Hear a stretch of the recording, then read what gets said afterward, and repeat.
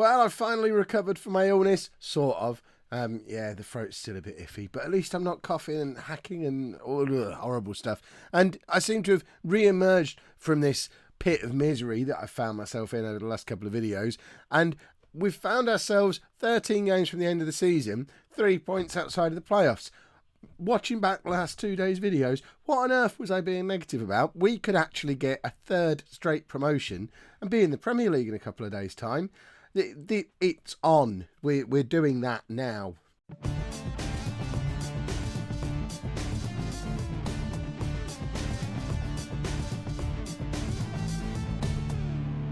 Hello and welcome to Season 6, Part 7 of Non-League to Legend. I'm Kev, and coming up on today's episode, we are away against Everton and at home against Rotherham, both in the Championship. This is how the league table looks at the moment. In fact, let me move it so it's not got my massive head in front of it. So realistically, the team that we're looking to catch is Leeds. Portsmouth, Swansea, Fulham, Brentford, they're all too far away at this point of the season. But Leeds are very much in our sights. We're on 50 points, they're on 53 points. Everton very much part of the chasing pack as well. And this game we've got first up today against Everton is a must-win for us. If we can beat Everton and start to close up some of this ground on Leeds, it is perfectly realistic at this point of the season to cross our fingers, because we haven't done that for a little while, and hope for a late season run that lets us sneak into the playoffs. And everyone knows that team that sneaks in at the last minute is the team that more often than not goes on to win it. If we are going to do all that stuff, though, we need a significant improvement in form, or at least consistency. As you can see, we've still got amazing results in us. We've just beaten Fulham 5-0 in our last game. 4 goals from Martel Taylor-Crossdale. He's finally arrived in the Championship, which is, about time too. But it's not consistent enough. We've had these great results where we're scoring. Wolves, top of the league, we beat them 3-1. But then we go and lose against Huddersfield. We can't beat Sheffield Wednesday. We lose against Brentford.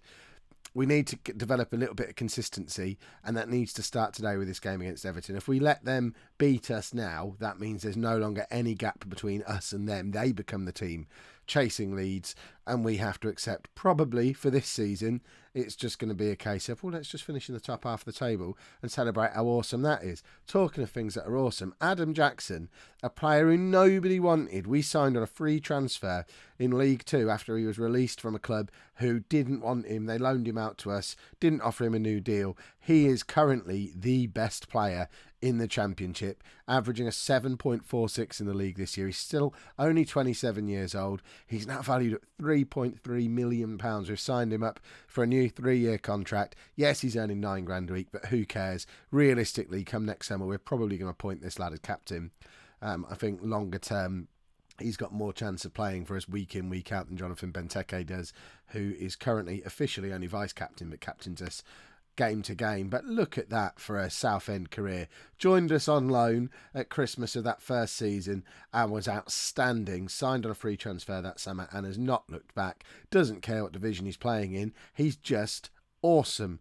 And he's averaging a 7.46, which is right up there with the 7.49 he was doing when we won League 2. He just plays well. He doesn't care who he's playing against. He'll probably score an own goal today now. But this is the team that we're playing for the first of today's 2 games. This one is away against Everton. It is a must-win. And we're getting close to having a full-strength team available to us again. If we just get rid of the youngsters, get them out of the way, you'll see that the only significant injury that we've got is to Raquel Pike. And realistically, I think he's probably done. He did make it back into training off the back of his cruciate ligament. Actually came off the bench in one game, but has now picked up 2 more injuries since then. He can't get himself fit. Yes, it's only a damaged neck this time, but at 24, he's kind of deteriorating at this point. Only currently a decent player for League 2 sides. He's never really going to get much better than that. It's a real shame because for a little while there, he looked like he would just be a world beater when we were down in League 2. He wasn't too shabby last year when we were in League 1, but he, as a combination of not being able to make the step up and not really being able to recover from the serious injuries, I think he might be on his way at the end of the season, so he's not a massive loss anyway. But this is the team that we're going to be playing today. We've got Miguel in goal, a back 4 of Tamelty, Howarth, Jackson and Fowler, a midfield of Cool, Steenvoorden, Zelalim and Armenakis in behind Sinclair and Taylor Crossdale. Benteke drops down to the bench. He's just not in very good form. Armenakis came into the team recently, has played 7 games now and is averaging a really good grade. Did I really just describe a footballer as having a good grade? That's what happens when you're desperately trying to finish the sentence before the coughing fit starts. Worry not, I've had my Olbus inhaler now, which I feel fine now. Can breathe as well as anyone can. I mean, that ringing endorsement for Olbus inhalers. Sniff one of these and then you can breathe. The problem is my nose is running now. I can't win. Do they not do something that sits somewhere between that allows me to breathe but without making my nose run? I'm now going to have to pause the video again so I can go and blow my nose. This is going to take me hours to edit. Right, I'm going to assume before the kerfuffle I introduced the team to you. If I didn't, it was on the screen long enough for you to figure it out. If you want to know why someone's playing again instead of someone else, ask me down in the comments. I'll enlighten you there. This is the Everton team that we're coming up against. They've got Berger, who we signed for Everton, over in the Everton save. Other than that, there's no one that we recognise from the Everton team that we had. Interesting that they ended up signing the same player and that he's playing for them down in the Championship. We thought we were having a bit of an upgrade when we brought him in at Everton. Clearly not. I know Ross Barkley was playing for Crystal Palace when we played against them a little while ago. I can't remember if I mentioned at the time because I was too busy sulking about being ill, but I thought that was an interesting one because he was a Ballon d'Or candidate for my Everton team. Apparently, in this version of the Football Manager universe, only good enough to move on to Palace. Well, I think he did have a spell at Chelsea in between the two. Right, so Melty's won the ball back here, and it's found its way to Jerome Sinclair, who forces it wide from... I mean, you'd expect him to at least get a shot away on target from that range. That does seem to be a little bit of a theme with us. We do get a lot of shots, but if I was inclined to study the Prozone stat stuff, I imagine it would be quite clear that most of our shots are long-range shots that never actually get us anywhere. And that was a perfect example of it. And there's another example of it as well. We have a lot of creative freedom and encourage the players to have a go. That's why we score some spectacular goals from time to time and we get a lot of shots in games. But as you can see from the stats today, we've had 8 shots. Only 2 of them have been on target. Not one of them has been from a clear-cut chance. So a lot of it is just pot shots from range, and every now and again something spectacular happens. And for me, I'm quite happy to live in that world. If we score a spectacular goal every now and again, it makes it all worthwhile. We're not losing out on anything by having more shots than Everton have done. I mean, look at that. Adam Jackson again. What a tackle. And Taylor Crossdale playing very deep for some reason, but should have done a lot better with the pass anyway. And we're going to put that one firmly at the feet of Martel Taylor Crossdale. I don't know why he fell so deep. I don't know if the replay is going to drop back far enough to show us his input to that goal for Everton. It probably isn't going to, but he was just playing so deep, and I don't know why he was. Misplaced the pass. I mean, to be fair to him, it was the cross should have been dealt with, and it does come back to Jackson being the man who was marking there. We sang his praises earlier in the move, but it would have been nice for him to make a tackle at some point and all that. But George Fowler's got an immediate response. Aaron Cool with the cross. Fowler nods it in. And yeah, who cares what happened at the other end? Because we've just scored, and it's a lovely little well-worked move from a set piece. Fowler is really far forward, considering that was only from a throw-on. To have your right back ready to head in at the far post, that shows a team with some attacking intent, and that's definitely what we are. So, yeah, I can live with that. Quite happy with that. Fowler's been playing a lot recently ahead of Josh Grant. I don't necessarily prefer him to Grant as a right back, and I think long term Fowler's probably going to play at centre back for us. But I think it's my one concession to trying to be a little bit more defensive, being in the Championship, is we'll play a more defensively minded right back, and Grant's the guy who misses out, but he'll be back eventually. He did have a little spell injured as well, which was where it all began. Right, the 2 strikers have not been in this game at all today. So we're going to bring on Schiavi and Marriott. Just do a straight swap of the front 2 for each other. There's a sentence that didn't really mean anything. See, I really am becoming a proper football manager now. I can speak without saying anything. I'm one step away from being a politician. Taylor Crossdale, that's his last contribution to the match. And yeah, that's why he's getting substituted, because it's just aimless whacking and there's no thought behind it. And they do occasionally have days like this, and Everton have intercepted here. The two strikers are still on the pitch at the moment, and Miguel makes a good save. Can we make the substitutions now? Because the ball's been out of play a couple of times, and it looks like we have finally made the changes. That's a clever little free kick from Everton, and that's why they scored a goal from it. Why did we not have anyone marking him? Presumably that's one of their strikers who's just sat. I mean, that's cheating as far as I'm concerned. Just cheating. One day I'll look at the set pieces and develop stuff like that for myself. I never do it. I'm too lazy. But for the AI to come up with something like that, I'm very upset. And with 20 minutes to go and our strikers not really showing anything at all today, I'm not entirely confident we're going to make it back into this game. I mean, losing 2-1 away against Everton isn't a disaster for Southend, ever. Marriott's in and forces a good save out of their keeper. But when it comes to our hopes for making it into the playoffs, as it stands right now, we're 6 points behind Leeds, and that's starting to become a gap that we're not realistically going to be able to close. And that's a shame, because we want to be able to force our way into the playoff picture. We'll bring Benteke on for the last 10 minutes. Like I think I mentioned at the start, he's just gone off the boil a little bit ever since he signed his new contract, and there's Jackson's own goal. I mean, seriously, did that just happen?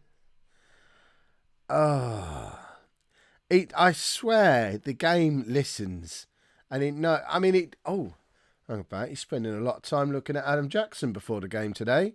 How can we make sure that wasn't wasted time? How can we get a centre-back involved? I know, let's have him score an own goal.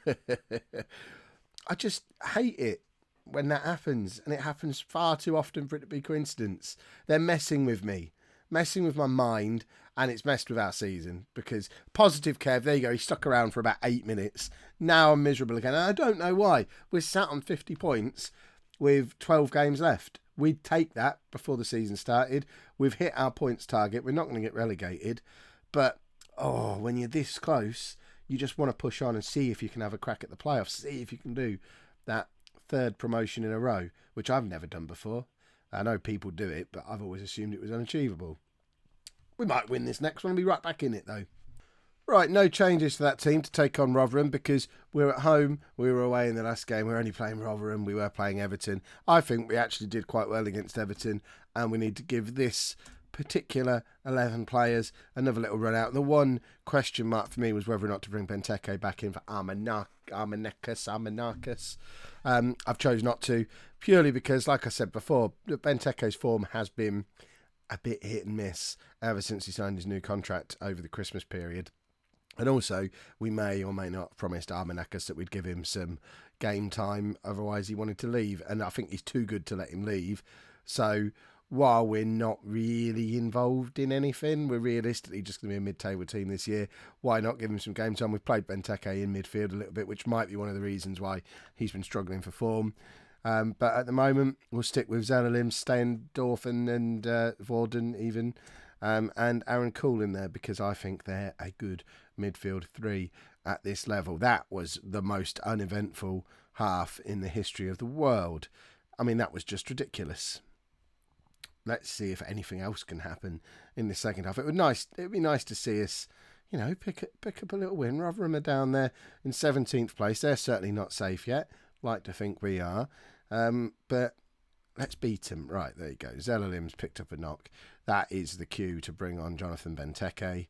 He can play as the playmaker on the right-hand side of the three. And hopefully show us why he deserves to be starting every game for the rest of the season. Now, I mean, look at those stats again. Look at the amount of shots that we're getting. Someone did say in the comments yesterday, add long shots, which I assume there you go. We can do that on there. If we stick long shots on, there you go. That's why we have so many shots. We talked about it in the last game. 8 of our 13 shots have been long shots. So we do have a bit of a habit of just thumping it from long range. We don't want to make another substitution here.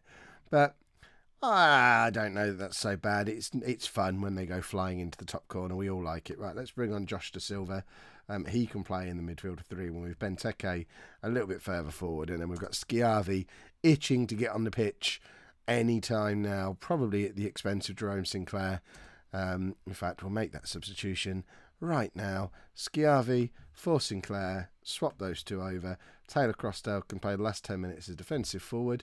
and we'll play Schiavi on the shoulder of the last man, hoping that he can add to his ever-growing collection of goals for this season. I also want Taylor Crosdale to score to prove to you that he is the same player who managed to score 4 goals in a game the game before you lot turned up. Not that, not that I'm saying it's your fault, but we won 5-0 before you lot arrived. 0-0. Marvellous. Well, there you go. Playoffs are done now, I think. We've got 11 games left, 6 points to make up, and Everton are in between us and them. That's not going to happen. But we're safe, hopefully, and we're going to have a nice little run in. We're going to rotate the squad. We'll perhaps do another couple of episodes this season, rotate the players around a little bit, have a little look at everybody, maybe even experiment with the formation a little bit, and decide what we're going to do for next season. If you've enjoyed that, make sure you pop a like on there for me. Subscribe to the channel if you'd like to see more. And thank you very much for watching.